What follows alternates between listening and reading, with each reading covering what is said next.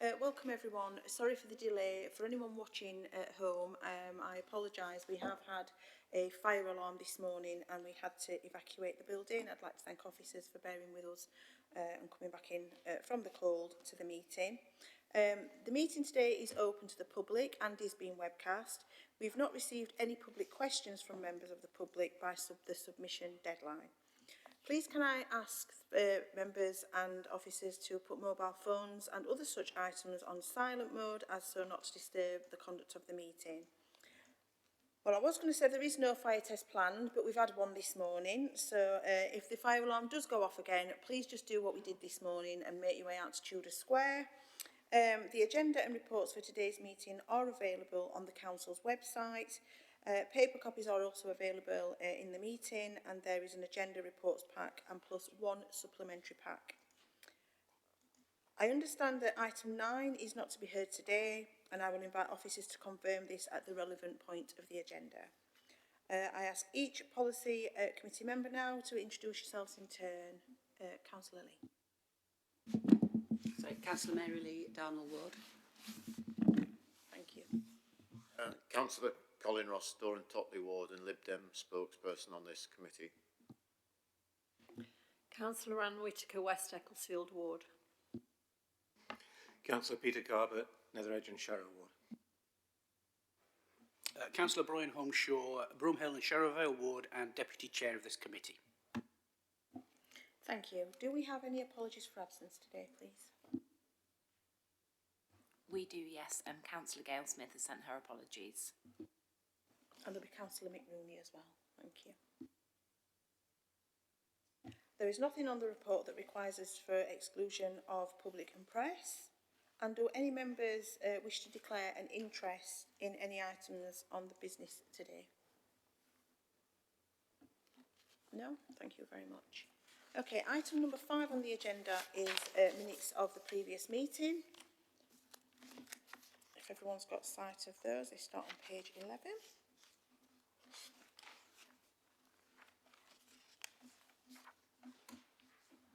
Start on page 9. Okay, so if there's anything on page 9, page 10, page 11, page 12, page 13, no matters arising. So are we all agreed that there is a true reflection of the previous meeting? Agreed? Thank you. Okay, we don't have any public questions or petitions today, so on to item number 7, the work programme. Good morning, everyone. So the work programme as it stands obviously has all of the items that we'll be discussing today. And then the next set of meetings are, the dates are being confirmed currently, but the next meeting will take place in June, a date to be shared with you shortly. We have one item currently, the threshold of need refresh, which will be discussed in the meeting in June, and then a number of items which you'll see later on in the work programme, which are yet to have a date set for them. As ever, I invite you to raise any issues you might have with the work programme or raise any items that you would like to be included in future agendas.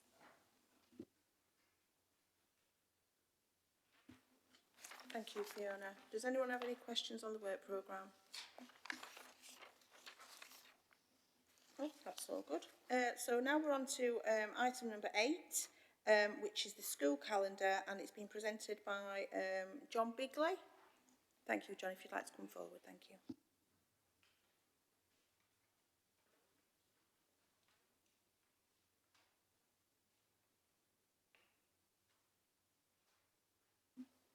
Thank you. Good morning. The request of committee is to approve the school calendar for 24-25. It's an annual item, and the requirement of the council is to set the school calendar on behalf of all community and voluntary controlled schools. Schools that manage their own admissions, such as academies, voluntary aided schools, are free to set their own calendar. They do quite often use ours. I would say one exception is probably the church aided schools, especially around Easter, because there are different requirements that they tend to follow around that time. The consultation took place between 12th of January and 24th of February, and you'll see from the report, which is from page 27 onwards, there were only 4 responses received. 3 were in favour of the proposed calendar and 1 was against. I'm happy to take any questions, thank you. Thank you, John. Do any members have any questions on the school calendar? No? Thank you. So the committee are being asked to recommend the school calendar for the academic year 2024-25. I will take silence as agreement. Does anybody dissent?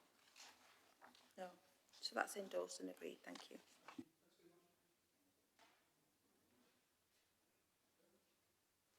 So we now go on to item 9, which should have been debated today but won't be. But if we could just have officers present the future of school improvement and the Learn Sheffield Commission and explain why this has been removed from the agenda. Thank you. Good morning, I'm Kevin Strachan, Director of Education and Skills, and I'd like to introduce Stephen Middleton, who's our schools advisor, who will make a short statement about the future of school improvement and the Learn Sheffield Commission report. Good morning. We're asking the committee's permission to defer this paper at this time.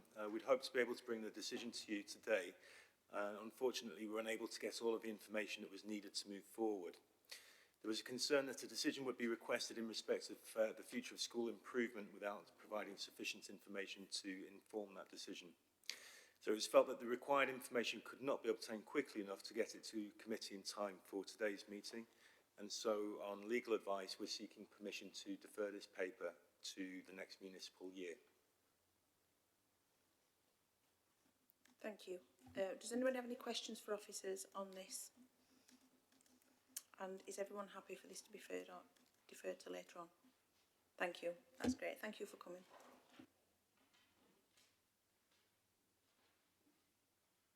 So the next item on the agenda is item number 10, Sheffield's Mental Health and Emotional Wellbeing Strategy. It's on page 43 of your agenda pack, and the presenting officer is Louisa King.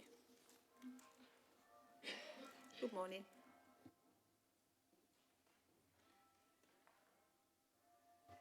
Morning, my name is Tim Collins. I'm also presenting this with Louisa King. I'm the Assistant Director for Mental Health Safeguarding and Access Services in Adult Social Care. Good morning everyone, Louisa King, Head of Commissioning for Mental Health, Learning Disabilities, Dementia and Autism at NHS, at the, I keep forgetting the name, South Yorkshire Integrated Care Board, which is got Sheffield Place. So if I start off, if that's okay, give you a brief summary of the strategy, and then Louisa King will come in on the details. She's been doing a lot of work to develop it. The vision for Sheffield is that there is a good emotional and mental health wellbeing for all at every stage of life. The key messages in this strategy is that we want a positive ambition and focused outcomes for people around mental health and wellbeing. Secondly, the strategy takes an evidence-based approach. And thirdly, it recognises that what happens in childhood has significant impacts in adulthood. And those are the key sort of principles that the strategy is developed on. There are 4 key delivery areas in the strategy. The first one is that we need to develop an approach to the wider determinants of health. The second is that we do need to support children and young people so that there's ongoing health and wellbeing into adulthood. We need to focus on early help and prevention, early intervention, and finally that we need to deliver good quality care and support when it's needed. The governance for this strategy is through the Mental Health and Learning Disability and Autism Board, and we will report 6 monthly to that board. Committee is asked to endorse the strategy and the 6 monthly reporting, which we will do to you as well. And with that, I'll ask Louisa to come in and provide you some detail. So we are aiming for quite a high-level strategy that is really the real detail is going to come in the work programmes that are going to be coming to you and other committees on a regular basis. But what you'll notice when you look at it is that it's got a particular area that is focused on supporting children and young people. So I thought what I would do would just focus on those particular things that we'll be doing for children and young people. I think one of the important things to note about this strategy is it's not about NHS services, but it's about, the aim is that, I mean, it is partly about NHS services, but it's also about recognising the whole kind of spectrum of services across the city and things that support children and young people to be emotionally healthy and well. So that's why under the kind of delivery area 2, when we talk about supporting the emotional, mental health and wellbeing of our children and young people, the first thing that we're focusing on is supporting infant mental health, maternal mental health, supporting children when they're born, to give them a really great start in life, support their achievement and attachment. The second bit that we want to focus on is about increasing early intervention and targeted support for school-aged children in schools, and making sure that their teachers and other professionals in schools have the training and the tools to really support children and their emotional resilience and well-being. Then one of the areas that we're focusing on or want to focus on is supporting children and young people when they're in crisis, making sure there's intensive support, home treatment, outreach services for them when they are in need and in crisis. And part of that is supporting suicide prevention and awareness as well. The fourth area is something that we're working with across the region of South Yorkshire, is a provider collaborative that is looking to reduce avoidable admissions to inpatient care. And making sure that we have the right amount of resource available across the region to support those who do need some really intensive support. And then one of the things that I'm sure has come up before in this committee is recognising that when children turn 18, there's often that little period of time that can be difficult. And what we're wanting to say in this strategy is actually we want to ensure there are clear service pathways in place for children for people in the age category of 16 to 25, and making sure that there's not that kind of big point for children or adults when they turn 18. And then the final point just on this particular one is saying, is just kind of reiterating the importance of safeguarding children and young people from exploitation and abuse. So that's the kind of the high level objectives, particularly for children and young people, that we've put into this strategy. And we will be working with partners across the system to deliver some of these objectives. And obviously, as Tim noted, as I noted, we would endeavour to come back to you on a something regular basis to give you a bit more detail about what's happening with that. Thank you. Do any members have any questions on the report? So Councillor Ross, and then Councillor Holmeshaw and Councillor Darby. Thank you very much. And I welcome this report, and actually you preempted one of my questions, because one of the concerns that members I'm sure have had and generally is about the transition from youth to adult, and we get casework on a continuing basis where there seems to people fall between the cracks and things, and so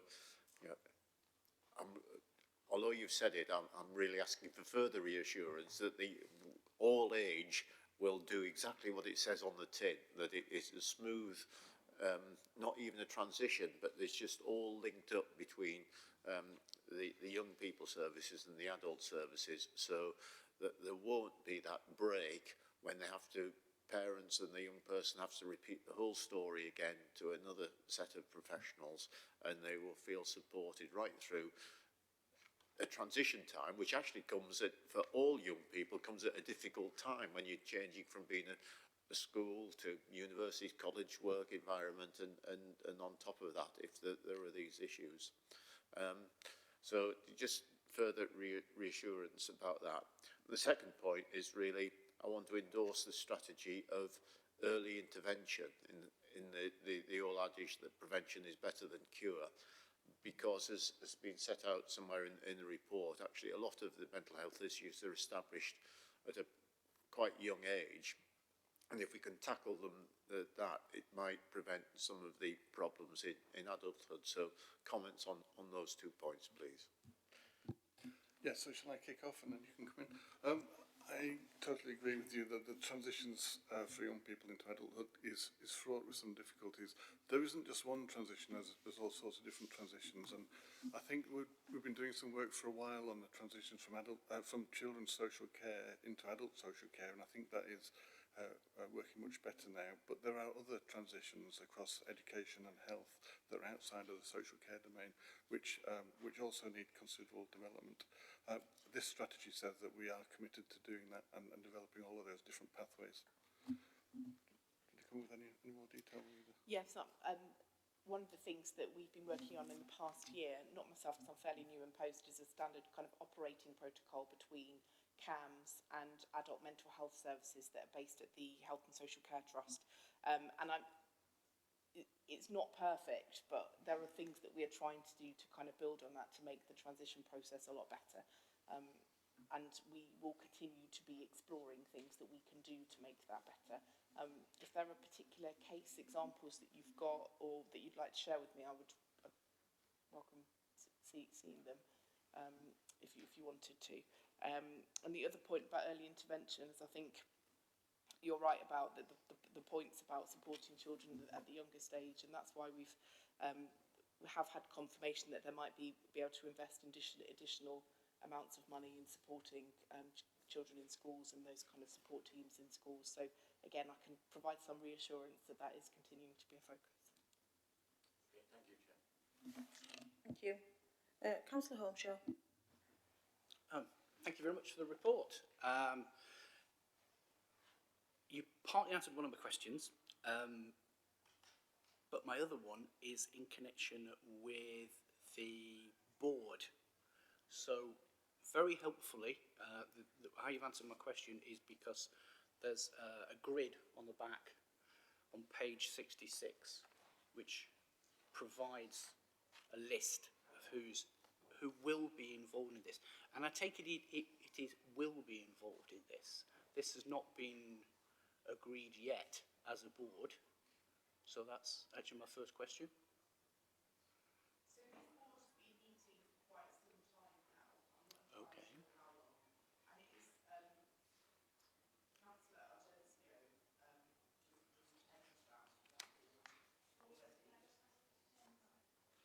Pardon, that's my fault. Sorry, do you want me to repeat that? Yes. That's fine. Yes, so the board has been meeting for some time now, and Councillor Argencio and Councillor Linders Hammond have both been attending for some time already. Does that answer your question? Yes, that does answer my question. Keep swapping. Yes. So that's good. Right.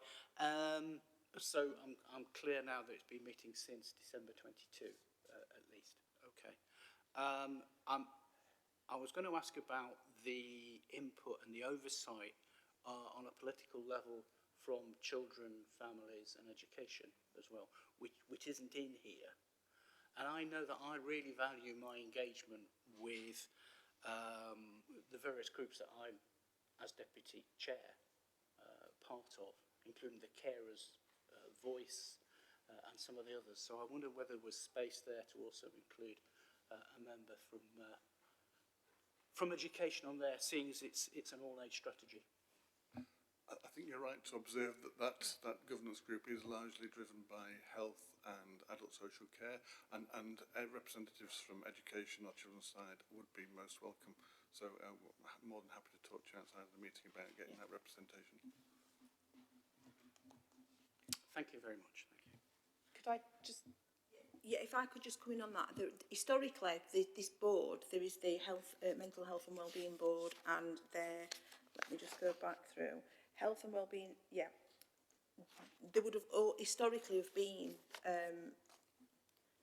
political representation from children's on any all-age board. However, through the change in the way that our governance, there have probably potentially been a few teething problems. So we have had that conversation about representation on anything to do with all age, because it is what it says, all age. There should always be, Brian, there must always be a voice of young people on these boards at a political and a officer perspective. So we will ensure that that is done from this point on. Thank you. Councillor Lee. Oh, sorry, Councillor Garbett. Thanks very much. I've got 2 points. One of them is a question. For all policy and for all the papers that we get before us, we have a list of things that we go through to, have the equalities been looked at. And here climate, the climate implications. I think climate anxiety is a huge thing, and I'm not sure that it's been addressed here.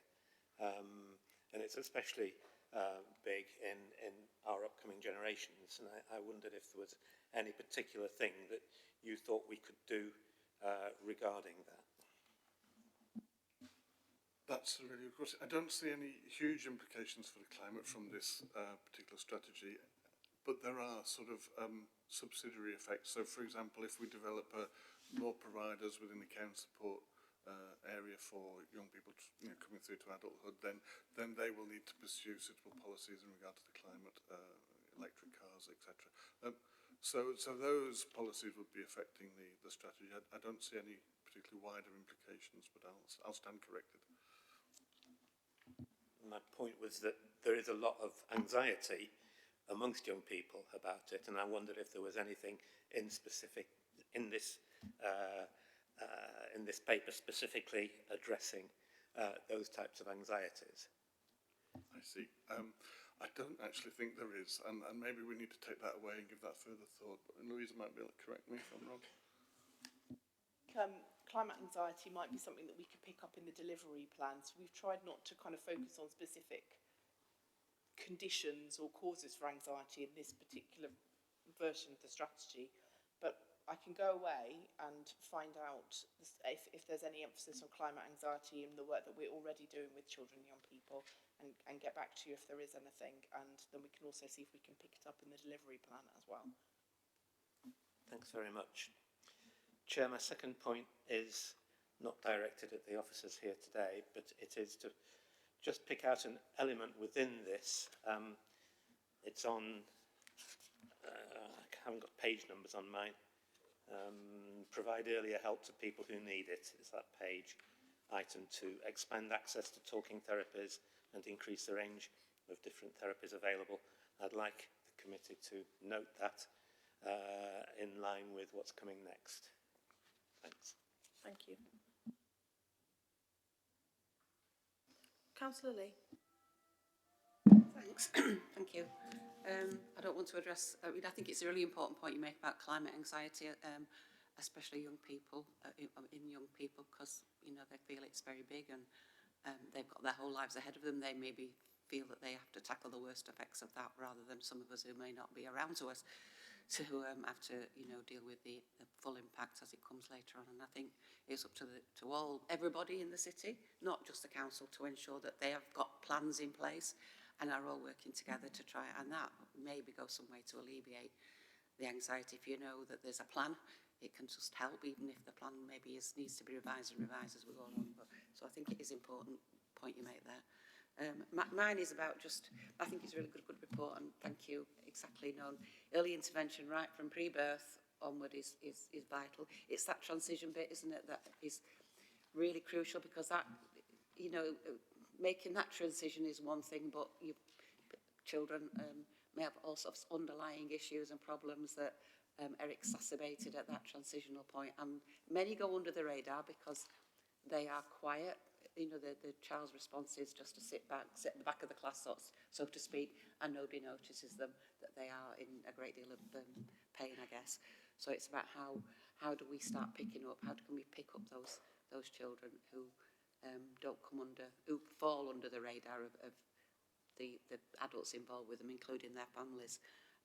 And also the transition between services is absolutely vital, and it can easily fall down. There's a different set of questions that adult services might ask compared to children's services, and there needs to be some kind of discussion. I mean, there may be that's happening, that professional staff dealing with children and professional staff dealing with adults have that two-way conversation about how they're going to manage that transition.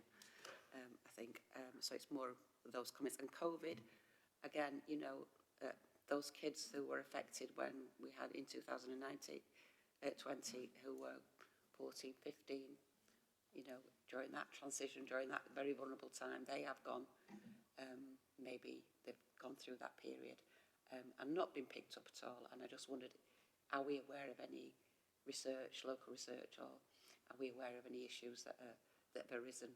And we're assuming that the numbers of children with mental health problems have increased because of that.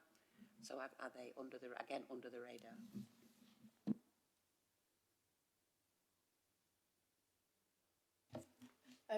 I'm not aware of any specific research that talks about the impact of COVID on. Were you meaning children who were reaching adulthood at this particular stage? I'm not, but I will go and look and see if there is some. I don't know if, Andrew, you're looking at. There's no specific research yet. It clearly is an emerging issue, and there clearly is a view that it is going to have an impact, and schools report that that's manifesting itself in terms of behaviours. For example, I visited a school about a month ago, and I looked in particular at their nursery. We were outdoors, and lots and lots of very active children, and what I didn't realise until the head teacher pointed it out to me was none of them were actually talking to each other, and that's because of the impact of being at home and on their own as part of that. So I think research is coming. It's clearly something that's been looked at. I think it's just very difficult to quantify at the moment, but it will be coming, and we can present that to the committee in due course. And I'm also thinking of those kids that were children who were 14, 15 when the pandemic started, and again were isolating at home, maybe with emerging mental health problems that became more established because they were at home and no one picked them up, or maybe it's exacerbated. You know, people who are anxious avoid things. If you're not at school, you easily avoid things, and that just can really compound any anxiety problems that are going to emerge. And I just wondered how we picked that kind of problem up. Have we seen an increased number following on into adult services because of that? Or if you can't answer that, if you haven't got the numbers, or not to worry, but just be an awareness of that. I'm not close enough to the operational detail, but I can go away and ask you and get back to you. If I can just come on the back of what Councillor Lee is saying, we're looking at the recommendations today, and one of those is to bring back the delivery plan in 6 months and give us an update on progress. I think what's really important is that the members from the Children's Committee moving forward are more involved than that. I think we need to be more involved in the co-production of that delivery plan, because we get casework from families, we're out in our communities, we've got a lot of information coming in, and we will be asking the questions on behalf of those families who can't access services, on behalf of the schools that are struggling with the mental health and social and emotional well-being of their students. And I think rather than this just coming back to us every 6 months, I think it's really important that we are, ourselves and our officers are actually engaged in the delivery plan and looking at, you know, areas for deep dives into, and making sure that things aren't missing within that, and the arising issues that are coming up, so that we can make sure that that the delivery plan is an evolving plan, and it isn't just a static plan that we're going to get to end of that and then review it. If things start to arise through the COVID stuff and lots of other things that are arising for our young people, that we can be a bit more responsive. So what I would like to ask as part of that is that we are more involved moving forward, rather than just coming to committee. There could be workshops, and we could engage with some of our other stakeholders. So Councillor Lee, then Councillor Garbutt. Right.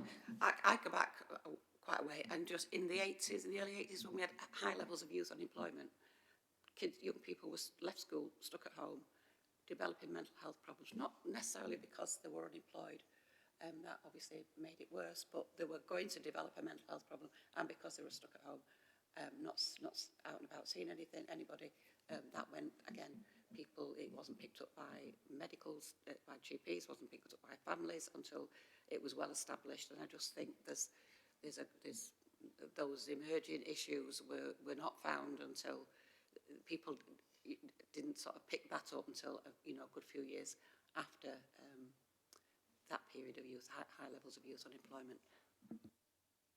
Yes, perhaps I can come in there. So I totally accept your points there, and I think some very pertinent questions and points been made. So we will definitely commit to making sure that we've got an involvement approach with you that's greater than it is now. And yeah, with that'll need to involve workshops and events that gives you the opportunity to contribute fully to the development. And I'd like to say that the development plan itself is work in progress. It is an evolving artefact, and it will change as we go through. So that's most welcome, and we'll definitely commit to that. Thank you. Councillor Garbutt. Thank you. Following up on Andrew's point, I suppose, having visited that school and found that that's what was happening. I did make a point in an earlier meeting about year twos, current year twos, so 6-year-olds, who had missed out on early years, on nursery and on reception. And a particular school in my ward was finding it very difficult to deliver the year two education back to them because of what had happened to the year twos. The year twos weren't ready for it. And I'm just aware that will always tend to increase the possibility of mental ill health. So that particular cohort, year twos, current year twos, is something that I think we also need to look at. I know there are a lot of different cohorts we need to look at from this point of view, but that's one that's come to my attention, and perhaps you could have a look at that as well. Yes, we'll take that on board. Will do. Thank you. So are there any other questions or comments? Yeah. Thank you for your report. I'm reading where it's half of all mental health problems are established by the age of 14. Do all schools, primary and secondary, have mental health champions? And is that monitored in any way so that children who are at certain schools are not getting a better experience in terms of mental health support, as in other schools not getting a very good experience? Is mental health being talked about more in secondary schools in particular, so that children are really, it's really easy for them to get the support that they need? I'm not an expert on the educational work, but Andrew is, unless Louisa wants to come in. Thank you. So, on a specific question, Councillor Whittaker, about whether every school has a mental health champion, the truth is I don't know, but we will check, and I'll ask officers who work in education skills to check that and provide a written reply to the committee, which perhaps can be read out at the next committee meetings, which is really clear for the public record. But yes, I am confident that all schools are cognizant of children's needs in relation to mental health and will put things in place around that. What I suppose I'm not clear about is how widespread or consistent that is from school to school, but again we can do some research into that and come back to the committee on that. If I could just come in, historically, I don't remember the name of the programme, but the council did invest quite heavily under Councillor Drayton into schools to put in train-the-trainer training, working with key members of staff and students around social and emotional well-being, and offering resources into all schools, and that was done probably about 5 or 6 years ago, and I'm sure that's ongoing, but we will get more information. I want to call it Healthy Minds, but I can't remember what it was called. Okay. I think it was Future in Mind. Yeah. Sorry, I'll let Andrew come back in, and then Councillor Whittaker, and then Councillor Holmeshaw. Thank you. So, just going back to Councillor Whittaker's question, so specifically on mental health champions, we'll come back to that. All schools in Sheffield have been invited to take part in trauma-informed training, which is all part and parcel of that. We've got a very significant trauma-informed programme underway, and the overwhelming majority of schools have signed up for that and are participating in that programme, which does automatically connect into issues in relation to mental health. and there are trauma-informed champions in those schools that are signed up to it, but we will again for a future meeting, and by correspondence with the committee we'll check the actual sign-up. I do know that across South Yorkshire, in terms of other local authorities, Sheffield is the local authority with the most schools that are signed up to the trauma-informed approach. Come back in on that. I mean, that's really good to know. In the past, I have had casework where I felt that teenagers have been totally let down from a mental health point of view from the schools that they were attending, and subsequently they've gone on to leave school, and then you've got, you know, young adults who are then, you know, haven't had their needs addressed previously and are going on, you know, to be adults with even worse mental health problems. So, yeah, thank you. Did you want to come back in? Or? I did want to give further detail that I can include in the briefing that you're giving as well. We do have some schools in Sheffield do have a mental health support team, and that's part of there's been lots of waves of additional investment and additional schools coming on board. So perhaps as part of that briefing I can give you clarity on which schools have got a mental health support team and what that looks like as well. That'd be lovely, thank you. Councillor Holmeshaw, was your question answered, or do you want to still come in? My question was indeed answered. Thank you, Andrew, on trauma-informed schools. I was going to ask about how it segued into this report. So thank you. Thank you. So are there any other questions or comments on the report? So the committee today is being asked to endorse the all-age mental and emotional health and wellbeing strategy, and note that approval will be sought through the Strategy and Resource Committee in April 2023, and to request that an occupying delivery plan is brought to the committee in 6 months' time, along with an update of progress made. Are we all happy to know that? Thank you.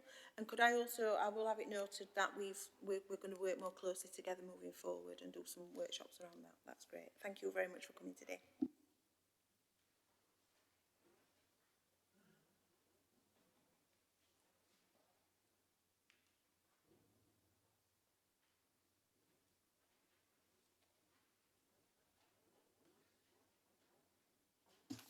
So the next item on today's agenda is item number 11, the conversion practice statement. The presenting officer today will be Jeanette Monday. Jeanette, if you'd like to present your report, thank you. All right, Tim's just going to do the introduction and then I will fill in on the detail. Yeah, so once again, it's Tim Gollins, Assistant Director for Mental Health Safeguarding First Contact with Adult Social Care. And Jeanette, of course, is the adult social care safeguarding sort of specialist we've got. So this report is from the Adult Safeguarding Partnership Board. The background to this is that adult social care was approached by a young man some time ago who asked for help regarding an instance of conversion therapy. He was provided with information, advice and guidance because the safeguarding thresholds for adult social care were not met. And he was asked to contact the local diocese because the incident occurred within a Church of England venue. The situation was not resolved, and an investigation was commissioned with Bernardo's, which is not yet delivered. But whilst that was going on, the Safeguarding Adults Board felt that the practice of conversion therapy was so sort of unacceptable that this policy statement was needed to support LGBTQ communities and people working in situations where conversion therapy is happening. The policy aims to do three things. First of all, raise awareness of conversion therapy. 2, encourage LGBTQ plus communities to speak out. 3, to provide a platform to support LGBTQ plus communities. It's been developed with the involvement of the Safeguarding Adults Partnership Board, of course, the Equalities and Human Rights organisations, Children's Services, the Diocese of Sheffield, LGBTQ plus members, and the individual themselves that I referred to earlier.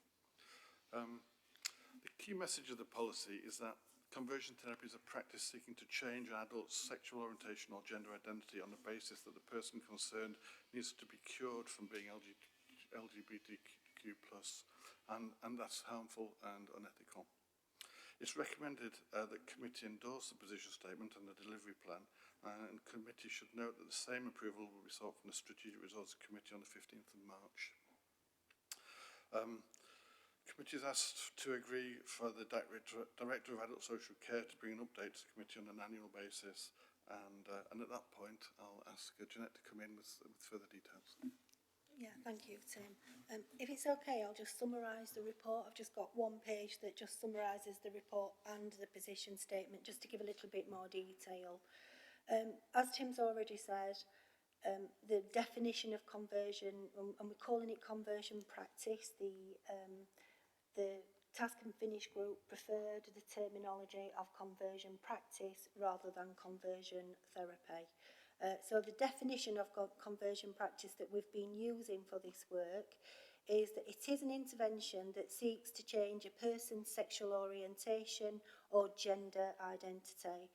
Conversion practice works towards one goal, and that goal is to cure someone from being lesbian, gay, bisexual or transsexual. So this proposal for a position statement, so just to be clear, it's a position statement, not a policy. The proposal for a position statement supports the rights and autonomy of all people. So the position statement that you've all got defines the issues, and it proposes strategies that we anticipate will have a positive result for the LGBTQ+ community. It's not a mandatory policy that can be enforced, but it does provide a framework for guidance across the numerous organisations that we are hoping will endorse it. So, as Tim's already said about the background and development of this work that originated from that young man that did approach the council who'd been subject to this practice, he was really traumatised by that experience, and he didn't meet any of our adults' criteria for safeguarding, and it was initially really difficult for us to find ways to help him or to even understand his experience. And I think we thought that conversion practice was something that was in history and was no longer happening. So with this in mind, we wanted to look at strategies to raise awareness so that people and professionals can identify conversion practice, so they know what that looks like, what that is when it occurs, and also to be able to speak with confidence to those people who come forward who've been subjected to this. We want to encourage people to speak out, and we want to identify support for those people who've experienced this, and we want to be able to aid their recovery. So we're asking for recognition that this practice still exists, but we know from our recent experiences and the time that we've been doing this work that adults and young people are either reluctant or quite often afraid to come forward. We know that many are coerced into this practice, and we know that it can cause harm, including anxiety and depression, and sometimes even suicide. This practice also perpetuates stigma, prejudice and discrimination, and that's based on sexual orientation and gender identity. So our aim is to send a message of equality and inclusion, and for Sheffield to be a safe place for those people with diverse gender and sexuality expressions to live, work, learn, receive services or worship. So we do recognise that we need to continue our learning journey. We need to continue to be informed by the experiences of those individuals who have been subject to conversion practices, and we're committed to keeping in mind any government stated plans to introduce a total ban on this practice, and that will always be reflected in a review of the equality impact assessment and in the further development of the position statement. Thank you. Thank you very much. At this point in the meeting, we will go to members for questions and debate. At this point in the meeting, I would like to inform everyone that we have received an email from Dr. Nikki Cohen with some issues that have been raised, and I'd just like to go over to Sarah Bennett from Legal and Andrew Jones to address this email, and then we can open up the floor. Thank you. Thank you, Chair. The letter that the committee have all received is a number of pages, and there was an attachment. Obviously, the committee have all had that, but just to the doctor does summarise in their covering email what their key points are. So just for the benefit of the webcast, just to say what that says. He says, please find attached a letter explaining why the report to Education, Children and Families Policy Committee is deeply flawed about so-called trans conversion and should not be adopted as policy. Salient points. Counselling and psychotherapy are regarded as trans conversion. It totally contradicts the finding of the CAS report commissioned to address the failings of the Tavistock Clinic. It suggests ignoring the law, para 4.1.4, and it would stifle all debate and create a climate of fear. An article on the draft updated NHS guidance for gender-confused children, published by the Society for Evidence-Based Gender Medicine. And so that's a summary of the position. I know that Andrew, as Director of Children's Services, will respond in terms of the Council's response to that. Just to say, Chair, I'm satisfied that the report in front of you today doesn't suggest ignoring the law. That paragraph's a reference to the fact that this is a developing area. This doesn't contradict anything that is in law, but there are areas where the law is silent, and this is dealing with those spaces. Thank you, Sarah. Andrew. Thank you, Chair. And in particular, thank you, Sarah, for clarification on legal points as well. So what I would say, members, is we know this is a significant and sensitive area. We acknowledge that.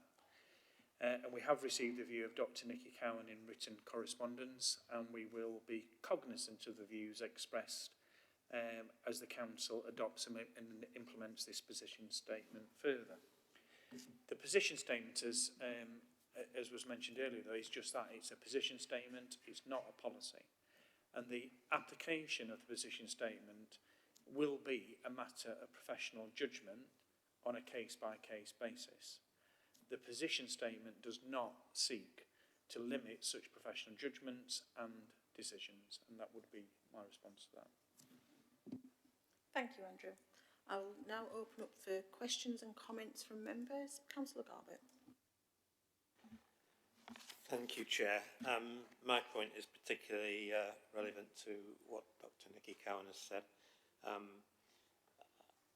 It has come to my attention on several occasions that there is a group of people who think that psychotherapy and other talking therapies represent conversion practice, and I would like this committee to recognise that in fact they are not aimed at changing somebody's sexuality. They are aimed at helping young people discover what their sexuality, gender, etc. is, and therefore I'd like this committee to specifically exclude that from the definition of conversion practice. There's also on page 19 on the Equality Impact Assessment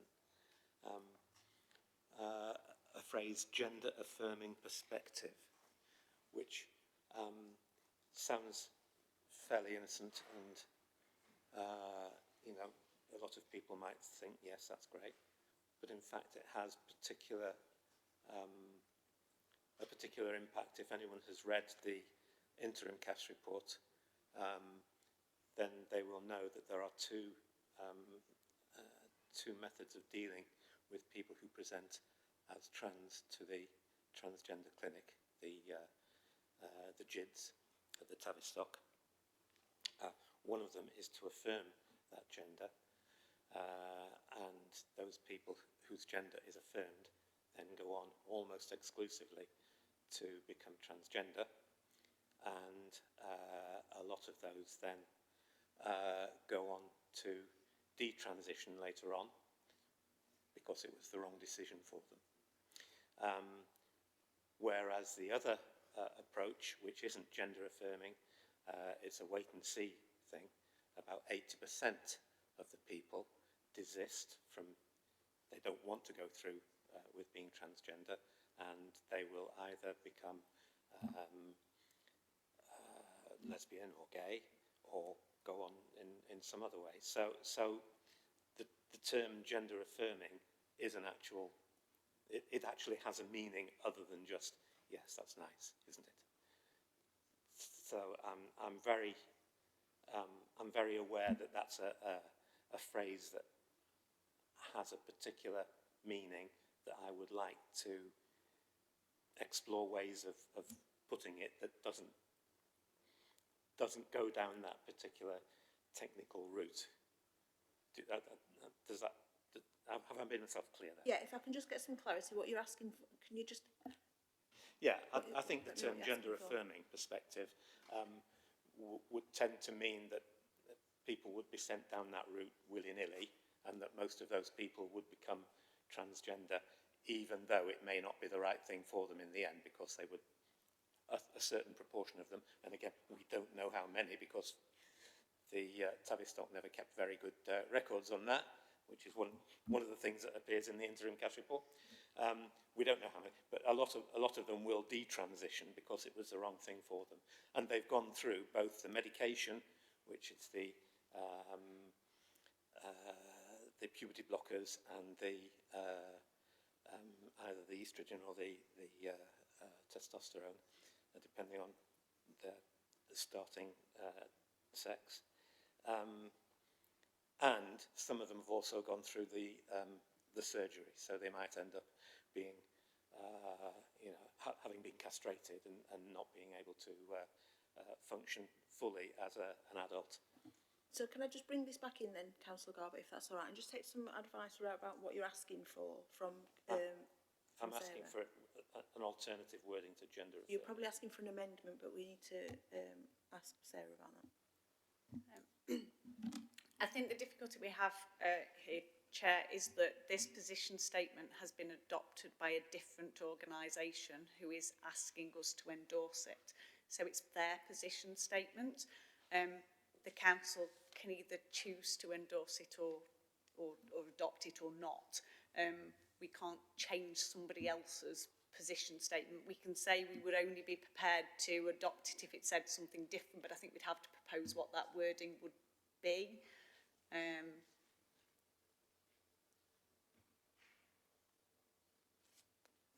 I think I understand the point that Councillor Garbutt's making about I've had other conversations this week where different people have meant different things by the same phrase, and I understand the concern that Councillor Garbutt's got, but I think that's the challenge we've got from the point of view of this has been adopted by the Safeguarding Board, and they are presenting this to a number of organisations saying, please adopt our position statement. So it's not, we can either adopt it or not. I suppose we could adopt it with variation, but then we wouldn't be adopting their position statement, we'd be adopting something different. Thank you, Sarah. Do either of you want to come in on that? If I can just say, obviously we don't want it to have unintended consequences. And if those unintended consequences by having something like that statement in means that there's going to be affirmation and treatment too soon for particularly for a child, initially this was wrote with adults in mind, and then obviously it's coming to children's services, and we need to consider what that impact might be. So we don't want that affirmation and treatment too soon, but neither do we want those practices that eliminate and suppress identities, which could be seen as conversion practice. So it's getting that balance, isn't it? What I can say is I can take it away and we can consider any amendments. I don't know if that's the right thing to do. What do you think? Just from my perspective, I think the Adult Safeguarding Board has produced this position statement to be really clear, and it makes a good deal of sense, I think, for adults, because the Mental Capacity Act takes controls post-16. I think there are different issues perhaps for children. And as Jeanette says, we don't want to cause any unintended consequences here. Happy to be flexible in our approach to this. Is that all right, Councillor Garbutt? So we'll just need to, when deciding whether we're endorsing or not, need to look at a wording for that, if somebody could give us a hand with that. Do any other members have any questions or comments on the paper presented to us today? Councillor Ross? Thank you. Initially I thought this might have been, when I read it, fairly straightforward, but as other things come to light, it becomes a bit more fraught with difficulty. The position that I hold is that, you know, I support the total intentions of this, but as has been pointed out in both ways really, that especially trying to apply an adult strategy to children, there might be some unintended consequences there and nuances that we have to take into account. So whilst being very supportive of this, I think perhaps a caveat in our final wording that ensuring that is the position statement is age appropriate in relation to children. I don't know whether that's helpful or not at this point. Thank you, Councillor Ross. Councillor Lee. I think we all agree that conversion therapy to achieve a cure, whatever age that person is not the route anybody would recommend, and we wouldn't agree with that. And and none of us are experts here on this. I guess for an adult, it feels it's more straight. It's very, very straightforward. If somebody feels they are trans, then they should be helped with the right kind of counselling to it, so they understand the implications and what they're going to have to, what people have to face. That's not therapy to convert. That's not therapy to cure. That's counselling to support, isn't it? And I guess the same would apply to children. It's therapy or counselling. Therapy, counselling, sometimes the two are the same, to support. But I think there are obviously there's some issues around young people that we need to consider, I guess. Yeah. Very difficult, isn't it? Would you like to come back on that with anything? No, only to say that, it is this issue around consent, I think, and it's much easier to discern in an adult world where young people can't necessarily consent, or they can't consent. So it's about whether or not the therapeutic intervention is classed as conversion therapy, isn't it? And that is the ambiguity here. And without any broader consideration of that at a national level, it is ambiguous. And I guess there could be some consequences or implications for just agreeing this policy as a ubiquitous policy across children and adults. But I guess to consider that decision properly, maybe you need children's social care officers to advise you.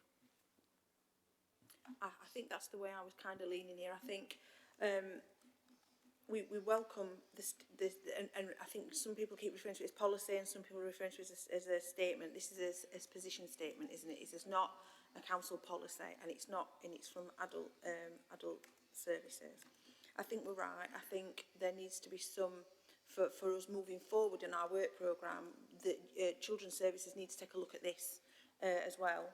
I think at this point, if no one's got anything else to add, Councillor Holmeshaw, and then I'll sum up. I think the grey box on page 19 actually clarifies, in my opinion, what conversion therapy or practice is, that it is about an attempt to cure someone, and I think that is a dangerous it's a dangerous position to be taking, and it should be subject, in my opinion, to a ban. So we are not suggesting that. We are suggesting a position on this. I think we need to provide support for the rights and autonomy of all people, regardless of their sexual identity. And we need to condemn this harmful and unethical practice, which I don't think does include the talking therapies that are referred to. This is a particular type of an attempt to change someone in a way that is forceful, and that should not be allowed. So that would be my position on it, and I'd be more than happy to support the endorsement of this policy sorry, not policy, it's not policy, this position. Thank you, Councillor Holmeshaw. So in light of that, summing up, which was really succinct, are the committee happy to endorse this position statement on the basis that this council have committed to this being the start of an ongoing learning journey? Okay, Councillor Garbutt, are you declining? I can't support it whilst the term gender affirming is in there, and whilst we haven't specifically put outside the scope of conversion practice the psychotherapy and counselling services that Councillor Lee was mentioning. Until we've done that, I can't support this. Thank you. Is there any way, because it's not our, we've just been asked to endorse it, aren't we? So it's not for us to amend it. So do I take it that all other members are happy to endorse this statement and Councillor Garbutt has declined to endorse? Can you just read out your statement again, Chair? What I just said? Yeah, Okay. So, well, the recommendation is... None of us here, what I'm picking up, none of us here would support conversion therapy towards a cure as being anything that anybody should be thinking about in this day and age. It's just not on. Just not, I'm sure we all agree that one. It's and there's nothing wrong with counselling to help people go through a process they want to go through because they feel it's the right thing for them. Absolutely, yeah. Andrew. I suppose I just wanted to add it, because we've referred to the Adult Safeguarding Board as if it's some other organisation. The council is a partner. So actually the council has already, through its membership of the Adult Safeguarding Board, added its endorsement of this, admittedly as an adult safeguarding board, but I just want to be clear, this is not a board that actually exists in complete separation from the council, and we are a full member and partner of that safeguarding board and partnership, so needed to be clear about that. And I think I'm going to give you, I will refer to Gillick competencies, which are themselves not absolutely set, but so in other words, when we talk about the impact of this in children, it's not an absolute cut-off point at age 18 that children become adults and therefore can actually,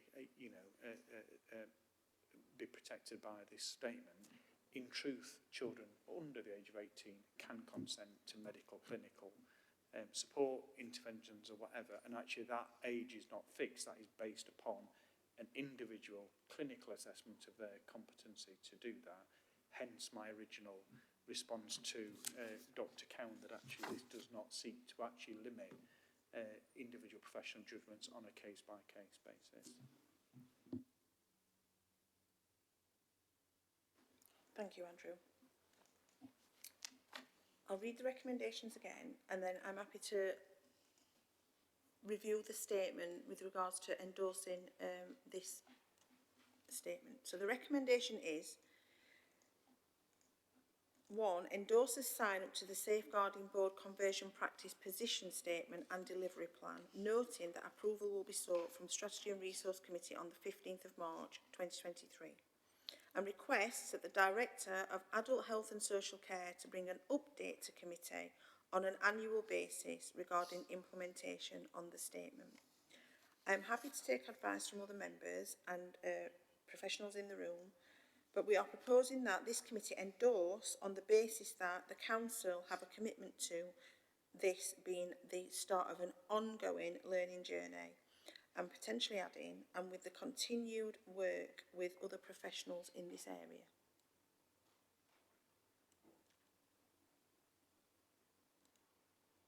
Okay, so for the record, all members agree to that wording other than Councillor Garbutt, is that right?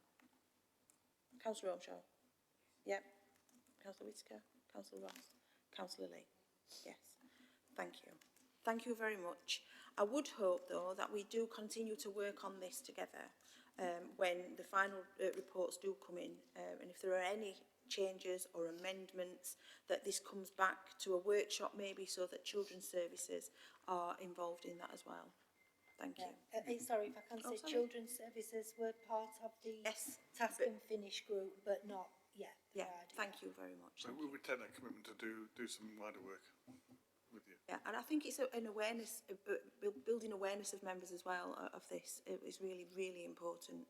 Yeah, absolutely. So that concludes the meeting for today.